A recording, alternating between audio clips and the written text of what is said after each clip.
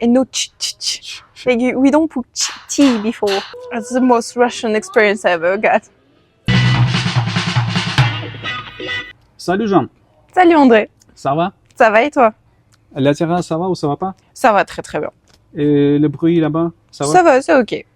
Ah, je sais pas pourquoi ils pensent que le français est une langue très difficile, très compliquée. Oui. Peut-être parce que parfois la grammaire ça peut être un petit peu plus compliqué, les adjectifs, tout ça, faut être très précis, faut faire attention au genre et puis c'est vraiment très important pour nous Français de bien genrer les mots. Thank you very much. Let's continue in English. Thank you. You have a very famous French name. Yeah. Jeanne, Yeah, everybody knows very. it. It's popular now in France. Oh yeah, still. Yeah, still. In classes, it's often like I'm never the only Jeanne. There is like 2 or 3. The worst I got, we were 6 in the same class. And there is none. André is very. In French, it's André, and it's a very old name, so there is no more today. A grandpa name. Well, I'm not going to expose my age right now. It's funny that you said this because we are going to speak about the age. Jeanne Calment, do you know her? No, I don't know. It's proven that she had lived for 122 years. Mm-hmm. She died only in the 90s, so people still discuss her secrets. I'd like to offer you a simple short game. So we're going to have a test because in all the magazines, you can read like the secrets of Jeanne Calment. Now we're going to find out who has more chances to live 122 years. But why would you live so long? Because I would like to see who the next president of Russia will be, Okay. Just 7 facts which we know about Jeanne. She used to smoke for 97 years. Okay. No, I don't smoke. Don't smoke? No. Your parents are not going to watch this? No, it's fine. It's fine, okay. No, my parents used to, but we don't. Okay, me neither. She used to eat 1 kilo of chocolate every week. Every week? Yep. That's a lot. I don't eat that much. She used to drink wine regularly. Means every day. Very Frenchy. Very Frenchy? Yeah. Not every day, but I think more than any other countries, like maybe 2 or 3 times per week. I think it's because it's a part of our culture. Like when you just finish work, you're like, do you want a beer or something? What about your favorite drink? My favorite drink? Well, I like beer. For French women, it's something quite surprising. Something like, oh, you're a lady, you don't drink beer. For wine and stuff like this, I think I prefer white wine, especially fruity one, not minerals one. A kind of muscadet? Yeah, exactly. Okay. Muscadet. Well, regularly, plus. We are just going head to head. She used to wake up early. I do wake up early. Like 5 a.m., 6 a.m. every day. She used to do exercises every day. I do exercise every day. It's plus, minus, I don't do this. You are the leader now. She used to consume olive oil with every meal and even put it on her skin. No, I don't do that. Because, well, I think it's because my parents don't really like olive oil. We are more like butter. And we don't really use oil, like just for vinaigrette. That's all. And it's like neutral one, so it doesn't have any taste. And we don't really do like oil on the skin. Once she played in a film. A YouTube video counts.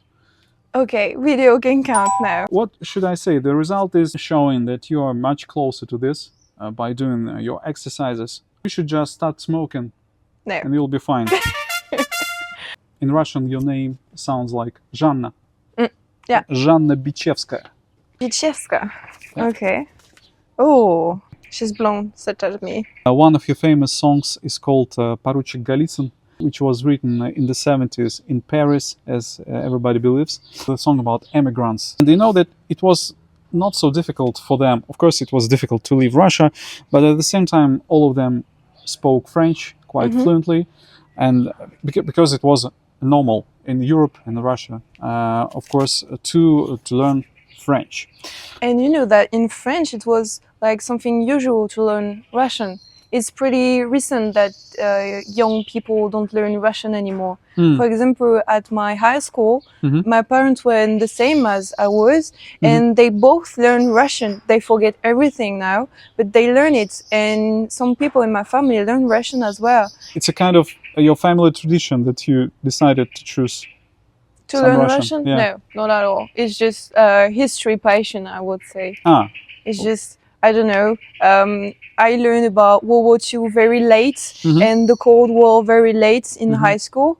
And I don't know, I never heard about Russia before in history class. And I was like, oh, it's amazing. Like, what do we never learn about it?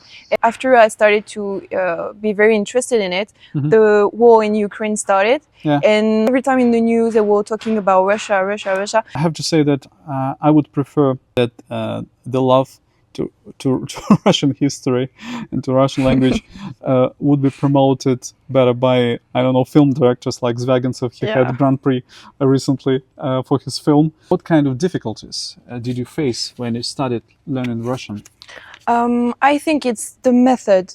Because when I started to learn all by myself, the first thing I wanted to learn was the alphabet, how to count, some few vocabularies about stuff I can use every day, and then some sentences like, hello, how are you doing?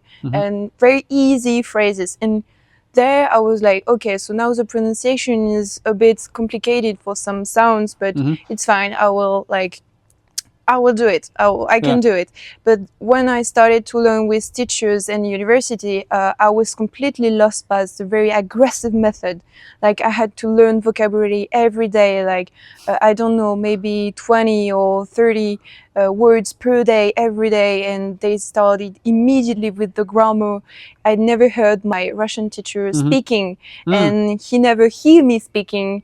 So I was just here with my exercise, trying to do it, with no correction in of what I said and even of what I written. You know that people at Russian schools struggle with studying War and Peace because sometimes at school the teachers ask us to read out loud one by one, and the first phrase is in French. I will ask you to read this phrase as an expert to say your opinion. So about Tolstoy's French. I have to judge Tolstoy now. Yeah, please judge Tolstoy because, you know... I can't judge my first love. Ok. Eh bien, mon prince, Jeanne et Luc ne sont plus que des apanages des Pomiestia de la famille Buonaparte. Non, je vous préviens que si vous ne me dites pas ce que nous avons la guerre, si vous vous permettez encore de pallier toutes les infamies, toutes les atrocités de cet antéchrist, ma parole, j'y crois. Je ne vous connais plus, vous êtes plus mon ami, vous n'êtes plus moi verni rab, comme vous dites. Nous, zdravstvuyte, zdravstvuyte, je vois ce que vous faites peur. Odysseus и рассказывает. So what about his French? Well, there is some quite difference because, for example, Luc, we don't write it this way, and Buonaparte, it's the same. It's look like the Italian way to write Bonaparte, in fact. And even like the structure of the phrases is a bit weird, but I think it's more because of the time it was written. You said that like Tolstoy was your first love. With Dostoevsky. Both. With Dostoevsky. Who do you prefer? You're asking me to choose between mom and dad. You can't do that. No, you can't. Well, it's really European. Parent number one and parent number two. I don't know. It's very complicated because I love the way Dostoevsky talk about sadness and very deep emotion, and he described feelings and just human mind so perfectly, and you just like every time you read Dostoevsky you can feel it, and it's just, I don't know how it's humanly possible to write something that's accurate. But for Tolstoy, it's more about how beautiful it is and how diverse it is. He's genius. So, I can't choose between Tolstoy and Dostoevsky. You can't make me choose. I can't. Yeah. It will go against my nature. I want them both. If you asked me about the French authors, I would say Flaubert, maybe. Good choice. And Flaubert et Proust? Flaubert and Proust, yeah. La madeleine de Proust is actually an expression for French people. Yes, it comes from Proust, but you will use it all the time. Like when you have a memory about something of your childhood, you will think about, this is my madeleine. Can a piece of art may become the Madeleine of Proust? From the art? Yeah. Well, it's very specific. It's portraits of Marilyn Monroe, but by Andy Warhol. Yeah. And it's just because, I don't know, I was so obsessed about Marilyn Monroe when I was younger.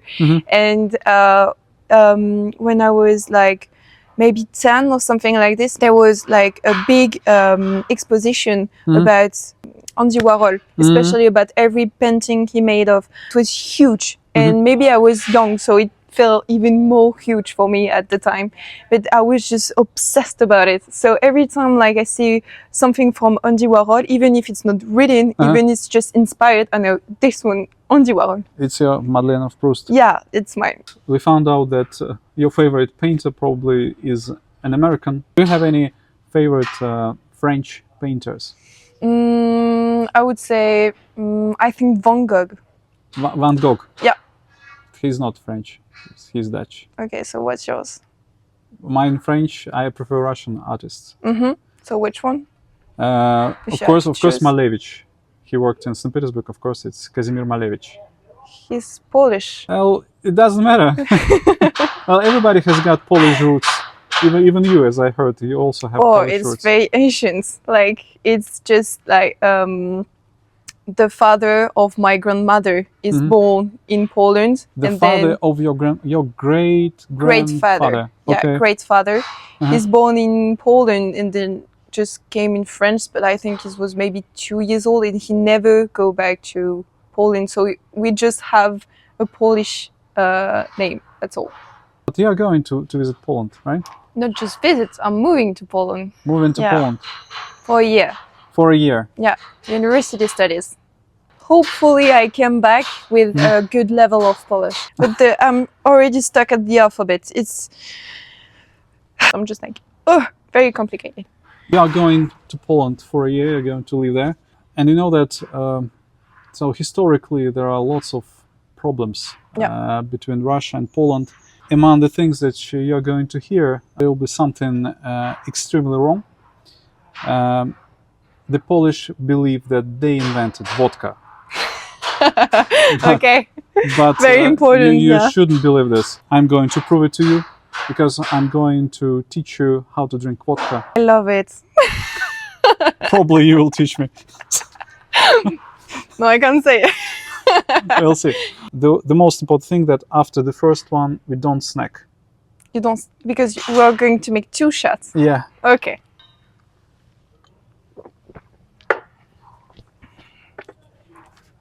You have this word for spirits, eau de vie. Eau de vie. Eau de vie. As like water for life. Yeah. Or life water. Life water. You're dead after it, but yeah.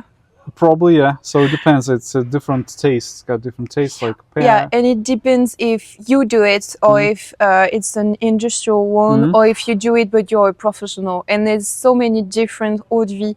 So you can have, for example, you can take vodka, put fruits in it, and add some flavor, and it will make une eau de vie. But if you like decided to do it all by yourself, it would be very strong in alcohol. So don't drink it, just like eat you mix with it with water, with some kind of... No, never. Never mix alcohol with water in French. Never.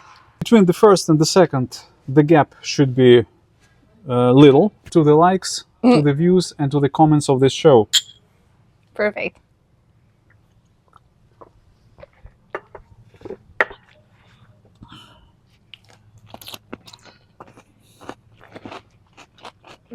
Great one. Теет дождями донская весна. Не падайте духом, поручик Голицын, корнец Оболенский, налейте вина, корнец Оболенский, налейте вина.